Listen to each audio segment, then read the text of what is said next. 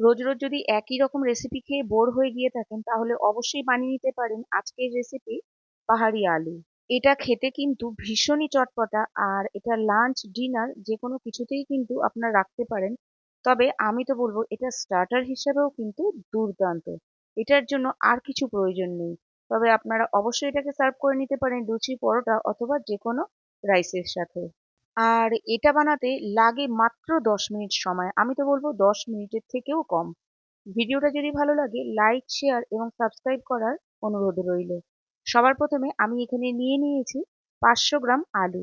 বাজারে এখন যে নতুন ছোট ছোট আলুগুলো পাওয়া যাচ্ছে সেগুলোই আমি এখানে ব্যবহার করেছি। তবে আপনারা চাইলে যদি বড় সাইজের আলু ব্যবহার করেন তাহলে সেটাকে ছোট ছোট করে টুকরো করেও ব্যবহার করতে পারেন। এখানে আমি কুকারেই আলুগুলোকে সেদ্ধ করে নেব। পরিমাণ মতো জল দিয়ে আমি এখানে দুটো সিটি দিয়ে নিয়েছি। আলুগুলোকে বয়েল করে নিয়েছি। আলুগুলো দেখতেই পাচ্ছেন একদম কিন্তু বয়েল হয়ে গেছে।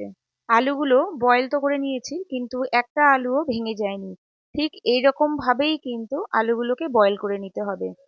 আলুগুলো বয়েল করে নেওয়ার পর একপাশে কিছুক্ষণের জন্য রেখে দিয়েছিলাম ঠান্ডা করার জন্য। আলুগুলো ঠান্ডা হয়ে গেলে একে একে আলুর খোসাগুলোকে আমি এখানে ছাড়িয়ে নিচ্ছি।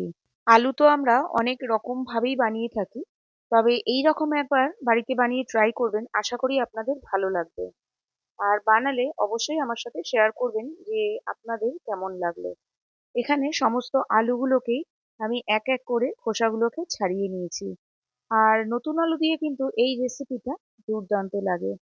আলুগুলো ছাড়ানো হয়ে গেলে আমি একটা কাঁটা চামচের সাহায্যে আলুর গায়ে ঠিক এইভাবে একটু ফুটো করে নিচ্ছি, যাতে আলুর ভেতরে মশলাগুলো ভালোভাবে প্রবেশ করে। এটা বানাতে খুব বেশি মশলার প্রয়োজন হয় না। বেসিক কিছু মশলাই এটাতে ব্যবহার করা হয় পাহাড়ি আলুতে। আমাদের হাতের কাছে যে সমস্ত মশলাগুলো আছে সেগুলোই ব্যবহার করা হয়। এখানে আমি নিয়ে নিয়েছি 1.5 ইঞ্চি একটা আদার টুকরো, 3 টেবিল স্পুন রসুন কুচি, 4 টেবিল স্পুন ধনেপাতা কুচি। মশলার পরিমাণ একটু কম বেশি, তাতে কোনো কিন্তু অসুবিধা নেই। আজকের মশলাটা আমি শিলেই বেটে নেব। আপনারা চাইলে মিক্সির ব্যবহার অবশ্যই করতে পারেন, আর হামানদিস্তার ব্যবহারও করতে পারেন। তবে যেহেতু এটা পাহাড়ি আলু, তো পাহাড়ি স্টাইল থাকাটা খুবই জরুরি, আর এভাবে মশলাটা করে নিলে কিন্তু এর টেস্টটা যথেষ্টই অন্য কিছুর থেকে আলাদা হয়ে থাকে। এখানে আরো কিছু মশলা আমি অ্যাড করেছি। নিয়ে নিয়েছি 1 টিস্পুন গোটা সাদা জিরে, 1.5 টিস্পুন গোটা ধনে, আর নিয়ে নিয়েছি 1 টিস্পুন কালো গোলমরিচ, আর দুটো কাঁচা লঙ্কা। ঝালটা আর নুনটা আপনারা আপনাদের টেস্ট অনুযায়ী ব্যবহার করবেন। তবে এটা কিন্তু একটু ঝাল ঝাল চটপটা ভীষণই ভালো লাগে। এর সাথে এখানে অ্যাড করে দেবো 1 টিস্পুন জিরে গুঁড়ো, আর 1 টিস্পুন কাশ্মীরি লাল লঙ্কার গুঁড়ো, আর দিয়ে দেবো অল্প পরিমাণে জল। দিয়ে মশলাটাকে আরো একবার খুব ভালো করে ঠিক এই রকম ভাবে মশলাটা আমি তৈরি করে নেব। মানে খুব বেশি কিন্তু এখানে পেস্ট হবে না। একটু দেখুন মশলাটা কিন্তু গোটা গোটা আছে। যখন এটা আলুর সাথে মুখের মধ্যে পড়বে তখন কিন্তু আলুর টেস্টটা ডাবল হয়ে যাবে। এখানে মশলাটা আমার রেডি। দেখতেই পাচ্ছেন কিভাবে আমি তৈরি করেছি। একদম সামনে থেকে তাও আমি একবার দেখিয়ে দিচ্ছি, একদম স্মুথ পেস্ট কিন্তু নয়, একটু কিন্তু গোটা গোটা আছে। আর এই রান্নাটা আমি সর্ষের তেলেই করে নেব। সর্ষের তেলেই কিন্তু এই আলুটা করলে খুব ভালো হয়, অন্যান্য তেলও ব্যবহার করতে পারেন।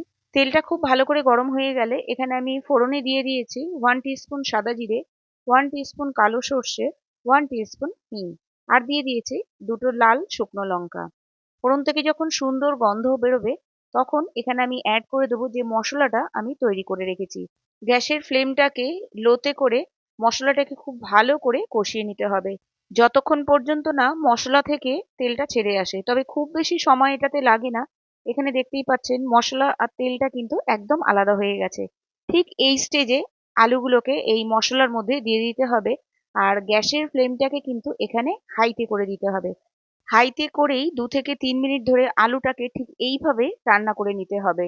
আমার পুচকুর সাথে কথা বলতে বলতে কিন্তু আমি হলুদটা দিতেই ভুলে গেছি। এই হলুদটা কিন্তু মশলার মধ্যেই অ্যাড করতে হবে।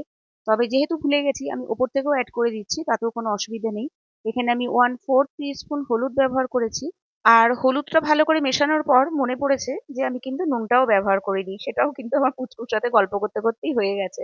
যাই হোক, এখানে আমি ব্যবহার করেছি 1 টিস্পুন যে রেগুলার সল্ট সেটা, আর 1/2 টিস্পুন ব্ল্যাক সল্টটা অবশ্যই ব্যবহার করবেন, এতে কিন্তু ফ্লেভারটা দুর্দান্ত আসে। তো এই হলুদ আর নুনটাকে কিন্তু আপনারা মশলার সাথেই একেবারে মিশিয়ে নেবেন। যাই হোক, সবকিছুকে খুব ভালো করে আমি এখানে মিক্স করে নিচ্ছি। গ্যাসের ফ্লেমটাকে হাইতে রেখে আমি এখানে প্রায় 3 মিনিট ধরে খুব ভালো করে সবকিছুকে মিক্স করে নিয়েছি। সবশেষে দিয়ে দিলাম 1/4 টিস্পুন গরম মশলা পাউডার আর 1 টিস্পুন আমচুর পাউডার। আর সবশেষে ওপর থেকে দিয়ে দিলাম বেশ অনেকটা পরিমাণে ধনেপাতা। আবারও সবকিছুকে খুব ভালো করে আমি এখানে মিক্স করে নিচ্ছি। আর গ্যাসের ফ্লেমটাকে কিন্তু এখানেও কন্টিনিউ হাইতেই রাখতে হবে। তাহলেই কিন্তু ঠিক অ্যাকচুয়াল পাহাড়ি আলুর টেস্টটা পাওয়া যাবে। এখানে পাহাড়ি আলু কিন্তু একদম রেডি। দেখতেই পাচ্ছেন।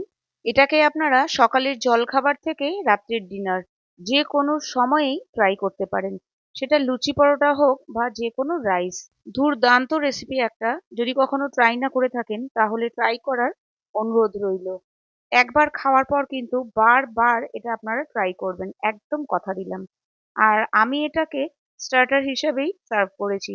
আমাদের অনেক সময় চটপটা কিছু খেতে ইচ্ছা করে, তখন কিন্তু এটা অবশ্যই ট্রাই করতে পারেন। আর আলুটা যদি আগে থেকে সেদ্ধ করা থাকে তাহলে কিন্তু 10 মিনিটের থেকে বেশি সময় এটা বানাতে কিন্তু লাগে না। পাহাড়ি আলু খাওয়ার জন্য কিন্তু পাহাড়ে যাওয়ার দরকার নেই, বাড়িতেই অনায়াসে বানিয়ে নিতে পারেন। আজকের রেসিপি আপনাদের কেমন লাগলো অবশ্যই আমাকে কমেন্ট বক্সে একটা কমেন্ট করে জানাবেন। আজকে তবে এই পর্যন্তই, আবার দেখা হবে আরেকটি নতুন রেসিপির সাথে। ভালো থাকবেন, সুস্থ থাকবেন। টাটা।